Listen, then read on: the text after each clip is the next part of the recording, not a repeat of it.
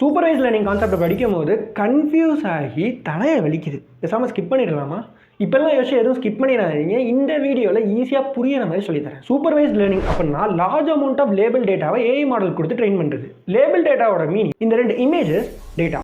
இந்த இமேஜஸ்க்கு கொடுக்கக்கூடிய specific name pizza, cricket bat, இது label. Virtual English teacher AI real life எக்ஸாம்பிளை பற்றி பார்ப்போம். AI engineers millions of label sentences with grammar ரூல்ஸோட ஏஐ மாடல் கொடுத்து ட்ரெயின் பண்ணுவாங்க. ஹி ஏட் பீஸா எஸ்டர்டே, இது டேட்டா. இதில் லேபிள் வந்து கரெக்ட்னு மென்ஷன் பண்ணியிருப்பாங்க.